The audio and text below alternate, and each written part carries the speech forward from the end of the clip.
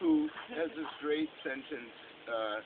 Well, I just stole this safe space thing from him. But and then I was talking to Kathleen Heldman and Carolyn Heldman from the New Orleans Women's Shelter, and we were talking about mission statements because I was trying to write my mission statement. She said, and I admit, I basically really pilfered a lot of her mission statement. But what I'm trying to do here is create a resource-rich, which is really important, resource-rich, safe space for youth empowerment and sustainable community development.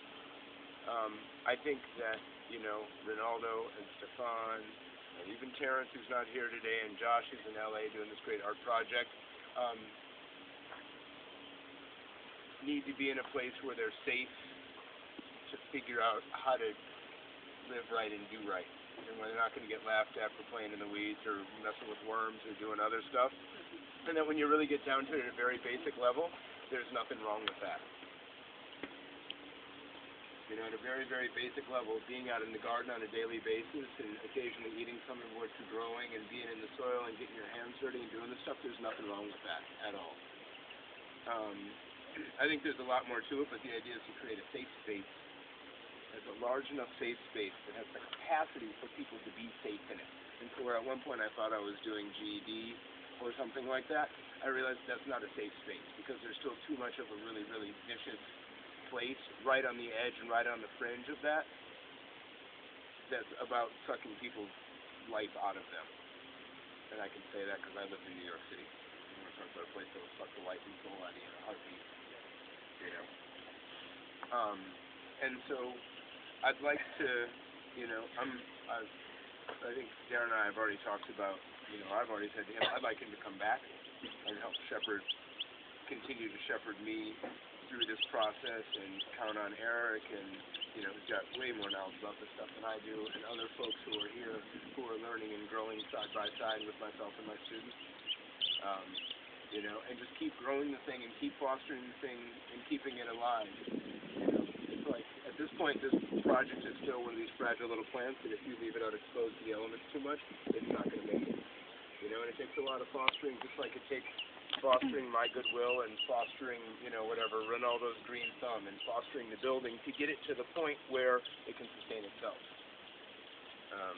But I think it's a worthwhile venture. Oh, definitely. You think you should register Ronaldo'sGreenThumb.com. I think it's blog right there. There, you said you think it could take 2 years instead of 10. What are you talking about? Say again? You said something about how you think it could take 2 years instead of 10. What were you talking I about? was talking about when Turner and I was having dinner last night, talking about his vision for turning this into a vibrant grocery and educational venue for art and education, ecological literacy, and all the positive work he sees this space providing to the community. I think what I was getting at is I think that in his humble approach that it would take so long to get there. But I think, with what's happening now in the bigger movement, and we start really looking, if you can step out, and this is a really hard thing to do for those of us who are in this field and out, digging beds and pulling weeds, which consume your every day, to step out and look at the big picture and see who can I go to for help? How can I develop alliances and relationships, and sometimes it's a compromise with the city, or sometimes it's a compromise with business that you may not share all the values with, but while standing firm in integrity of what you're doing, you can find resources to help you get there a lot quicker.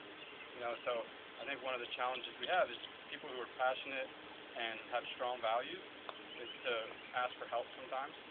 And so everyone here who goes out and talks about this project, about what Turner's trying to create here, and brings more people, and who knows, one of you could know one person who makes one call that makes this whole thing just go boom.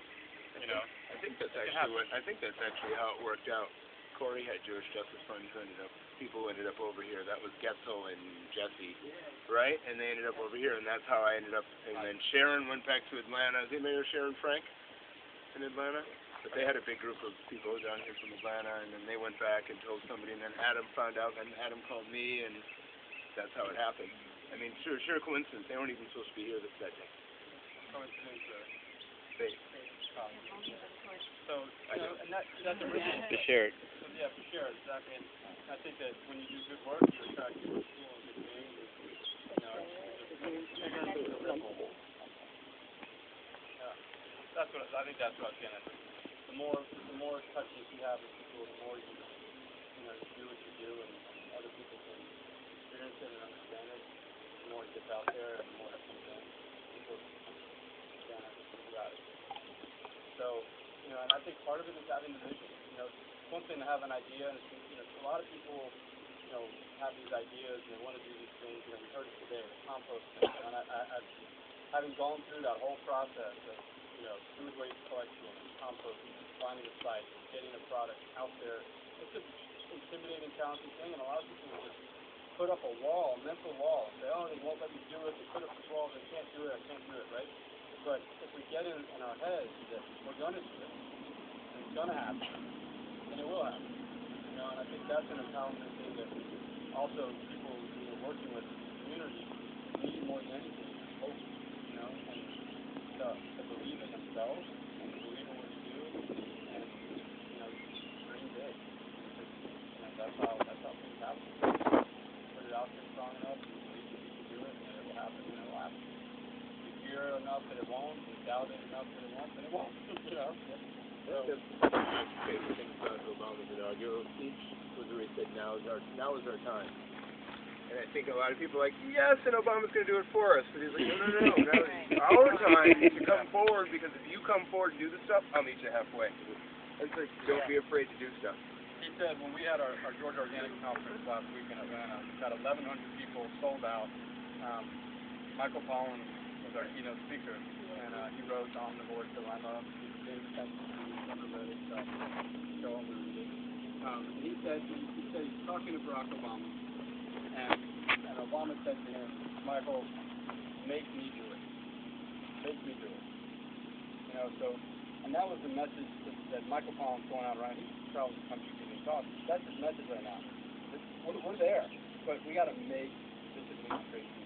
They're not going to do anything for us, but they get it, and they're open and ready for us to step up as a movement and say, this is what we want. You know, and so that's what I think our role is in our lives and in our communities and our profession, to think outside the box.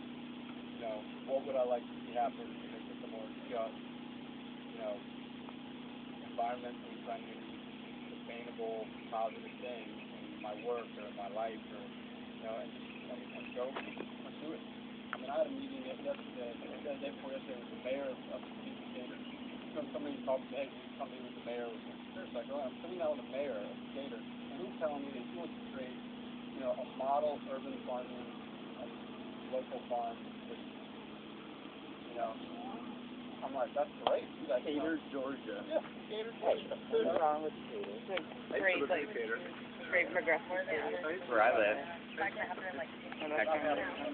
was there for a few months before I moved. So, you know, that gives me hope. You know, our politicians are seriously looking at this.